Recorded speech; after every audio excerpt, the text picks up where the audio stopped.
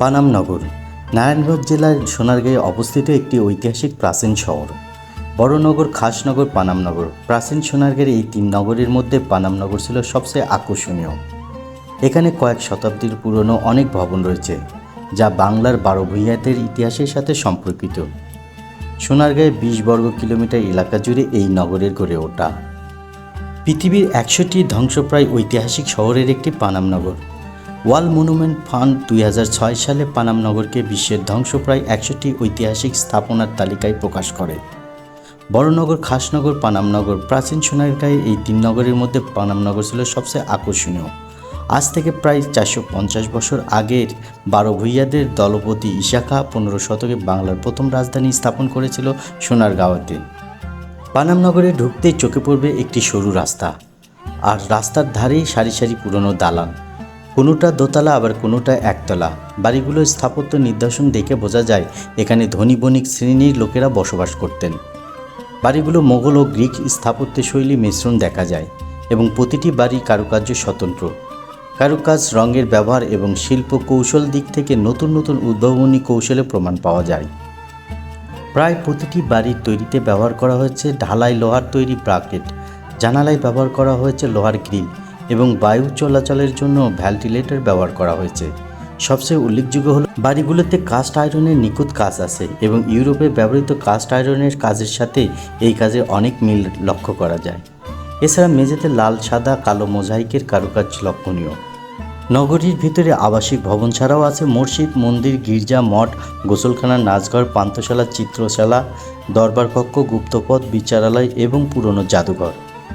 এছাড়াও আছে 400 বছরের পুরনো টাকশাল বাড়ি। পানাম নগরে টিকে থাকা বাড়িঘরের মধ্যে 52টি বাড়ি উল্লেখযোগ্য। পানাম সড়কের উত্তর পাশে আছে 31টি, আর দক্ষিণ পাশে 21টি বাড়ি রয়েছে। প্রায় প্রতিটি বাড়ি দুটি অংশে বিভক্ত, একটি বহির্বাটি এবং অন্যটি অন্দরবাটি, এবং বাড়ির সামনে উন্মুক্ত উঠান আছে। প্রতিটি বাড়ি পরস্পর থেকে নির্দিষ্ট দূরত্বে অবস্থিত। নগরীর মাঝখান দিয়ে একটি সরু রাস্তা পানাম নগরীর ভিতর দিয়ে চলে গেছে। এই রাস্তার দুই পাশে মূলত পানামের বাড়িগুলো তৈরি করা হয়েছে। সংস্কারের অভাবে ভবনগুলো জরাজীর্ণ হয়ে পড়েছে। প্রায় প্রতিটি বাড়িতেই লাগানো রয়েছে ঝুঁকিপূর্ণ ভবন। ভবনের জানালাগুলো ইটের গাঁথুনি দিয়ে বন্ধ করে দেওয়া হয়েছে। পানাম পুলের কাছে দুলালপুর সড়কের খুব কাছেই রয়েছে ইস্ট ইন্ডিয়া কোম্পানি কর্তৃক তৈরিকৃত নীলকুঠি। নীল চাষের নির্মম ইতিহাসের সাক্ষী হয়ে রয়েছে পানামের নীলকুঠি। এছাড়াও এখানে আছে সুলতান আলাউদ্দিন হোসেন শাহীর শাসনামলে নির্মিত একটি মসজিদ। মসজিদটির নাম গোয়ালদি হোসেন শাহী মসজিদ।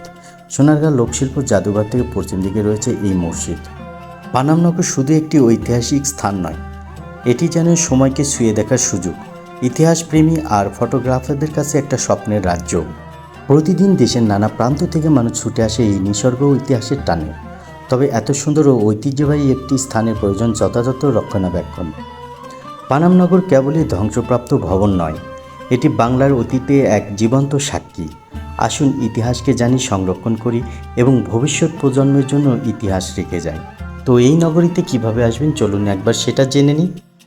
ঢাকার গুলিস্তান থেকে স্বদেশ, বোরাক, দোয়েল ও সোনারগাঁও নামক বাসে উঠে ঢাকা চট্টগ্রাম মহাসড়কে সোনারগাঁও মোগরাপাড়া চৌরাস্তায় নামতে হবে। মোগরাপাড়া থেকে লোকশিল্প জাদুঘরের প্রায় 2 কিলোমিটার দূরত্ব।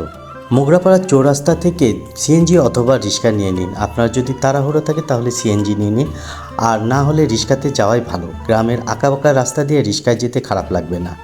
ঢাকার গুলিস্তান থেকে মোগরাপাড়া চৌরাস্তায় ভাড়া নেবে 50 থেকে 60 টাকা বাস ভাড়া, আর চৌরাস্তা থেকে জাদুঘর পর্যন্ত ভাড়া নেবে 15 টাকা পার পারসন সিএনজিতে। আর যদি রিক্সাতে আসতে চান তাহলে ভাড়া পড়বে 70 থেকে 80 টাকা। পানামনগর মঙ্গলবার থেকে শনিবার সকাল 10টা থেকে সন্ধ্যা 6টা পর্যন্ত খোলা থাকে, আর সোমবার খোলা থাকে দুপুর 2টা থেকে সন্ধ্যা 6টা পর্যন্ত।